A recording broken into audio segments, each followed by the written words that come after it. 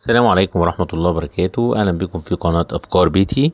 وإن شاء الله النهاردة معانا حلقة عن الإسكان، بس في منطقة جديدة شوية الكل كان بيسأل عليها، واللي هو في تطوير سور مجرى العيون في مباني وعمارات اتبنت. هنشوف الأسعار وأنظمة السداد، والمشروع اسمه مشروع أرابيسك.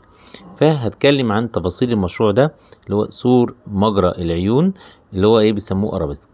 هتكلم عن برضو أنظمة سداد الشقق دي وسور مجرى العيون ده ايه هو والأسعار بتاعته، ونظام الشقق ازاي وأسعار وكل حاجة عنها. فهبدأ الأول بمساحات الشقق.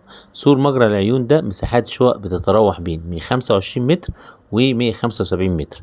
يعني الشقق اللي اتبنت دي شقق واسعة، عبارة زي كومباوند ومساحتها كبيرة وحلوة.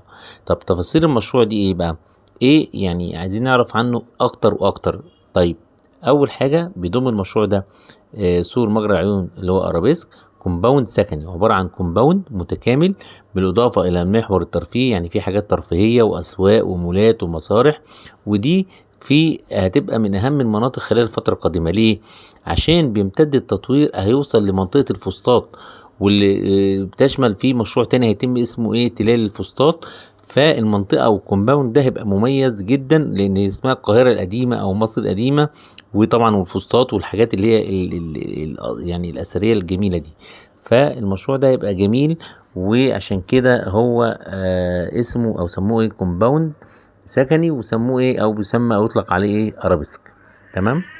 المشروع ده برضو اللي هو سور مجرى العيون ده بيضم محور سكني اكتر من 2000 وحده. يعني هو مبني فيه اكتر من 2000 وحده سكنيه، بالاضافه الى وحدات تجاريه في الدور الارضي. في بعض عمارات فيها وحدات تجاريه عشان يبقى كومباوند متكامل. كما تم انشاء برضو جراشات اسفل بعض العقارات، يعني في عقارات او عماير بيبقى فيه تحتيها الجراشات، او جراج برضو بالقرب من المنطقه الترفيهيه او المولات او الحتت دي اللي هتتعمل فيها. يعني هو كومباوند متكامل وبيضم 2000 وحده سكنيه، وفي حاجات تجاريه برضو فيها، عشان يبقى ما يبقاش كله خدمي. وهيبقى فيه انشاء حدائق بمحيط العماير. يعني العماير زي ما انتم شايفين في الصوره كده، دي صوره يعني كده يعني بسيطه. دي هيبقى فيها محيط بالعماير التشجير واشجار النخيل، كما تم طرح عدد من الوحدات السكنيه للحجز مصين بالخارج. برضو دي كانت متاحه ان المصين بالخارج اللي عايز يحجز فيها ممكن يحجز ويقدم فيها. طرحوا بعض وحدات لان اللي عايز من الناس اللي في مسافرين بره ان هم يحجزوا في مشروع سور مجرى العيون او مشروع ارابيسك او الكومباوند بتاع سور مجرى العيون. طبعا هينفذوا مول تجاري اداري ترفيهي زي ما انا قلت، هو كومباوند متكامل، وتنفيذ برضو اعمال تشطيبات على مساحه 51 متر، وبيضم مطاعم وسينمات. يعني هيبقى في مول متكامل في مطاعم وسينمات. يعني هيبقى المنطقه في وسط البلد، وفيها الكومباوند على التراث الجديد او النظام الحديث، زي التجمع زي الاكتوبر زي الحاجات دي كلها. بس الميزه ان هو في وسط البلد وفي القاهره القديمه او في مصر القديمه، وجنبها زي ما قلنا الفسطاط والحاجات الحلوه دي. برضو بيضم برضو في المشروع ده في جراج حوالي بيسع او بيستحمل 1355 سياره، وبالاضافه الى مسرح رئيسي مكشوف امام المول، وقاعات وسينمات مختلفه ومساحات. يعني يبقى في نظام الترفيه والخروج كله وانت في نفس الكومباوند، مش مجمع سكني وخلاص. عشان كده احنا هنقول ان هم ليه مغالين في الاسعار في اخر الحلقه ان شاء الله، علشان الحاجات اللي انا بحكيها دي. طب انا افرض عايز اخد انظمه السداد، وبيتم ان انا اسدد ازاي؟ اول حاجه جديه الحجز 10% من قيمه الوحده. يعني لو قيمه الوحده مثلا مبلغ، هتضرب في 10%، ده جديه الحجز اللي انت بتدفعه. طب الباقي بتتراوح فترة السداد او باقي القيمة من 3 أو 7 سنوات.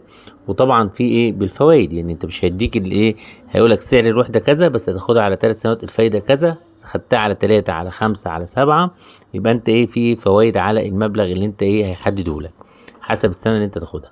طيب، من المقرر ان بيتم التسليم امتى؟ ان هي جاهزه وكامله التشطيبات. بيقول لك ان في شهر 6/24 السنه الجايه هيكون كل الناس اللي هي عايزه تستلم هتستلم في الشهر ده. يعني اخرك يعني لغايه نص السنه الجايه ان شاء الله، في شهر 6/24. ده كان بالنسبه للكومباوند السكني اللي هو ارابيسك عند سور مجرى العيون، وتطوير سور مجرى العيون. طب كل اللي احنا حكيناه ده، الاسعار بتاعه الشقق بتاعه سور مجرى العيون دي؟ اسعارها هي طبعا هتبقى اوفر قوي شويه، للناس، بس احنا بنعرض كل حاجة في القناة. سعر اقل وحدة في المشروع 2,775,000 واغلى وحدة 4,400,000. طبعا ايه اسعار، احنا بنعرض في القناة كل حاجة. وان شاء الله انتظروني في الحلقة القادمة، هعلن بقى اللي كل الناس مستنياه، اللي هو الاعلان ال18 والسكن لكل المصريين، علشان كله مستنيه. واعمل حلقة عن الشروط بتاعته وامتى هيطرح وامتى ازاي تقدم وكل حاجة. انتظروني ان شاء الله في الحلقة القادمة، وشكرا والسلام عليكم ورحمة الله وبركاته.